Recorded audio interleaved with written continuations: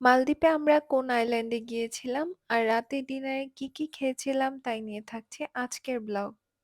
আসসালামু আলাইকুম everyone, welcome to my new blog. কেমন আছেন সবাই? আশা করছি ভালো আছেন। আমরা গিয়েছিলাম মালদ্বীপের গুরাইদহ আইল্যান্ডে।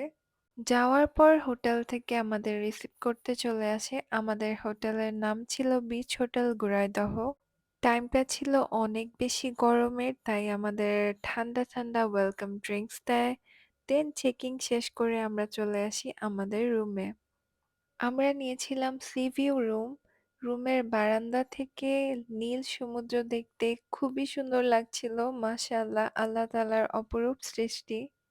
রুমটাকেও ওরা খুব সিম্পল ভাবে ডেকোরেট করে রেখেছিল, তবে সমুদ্র দেখে চোখ জুড়িয়ে যাচ্ছিল। চা, কফি সবকিছুই ছিল এর মধ্যে। সাথে একটা মিনি ফ্রিজও ছিল। আর এটা ছিল ওদের ওয়াশরুম। ওয়াশরুমটাও নিট অ্যান্ড ক্লিন ছিল। আর এইটা হচ্ছে সমুদ্র আমাদের বারান্দা থেকে। মাশাআল্লাহ, এত সুন্দর লাগছিল দেখতে।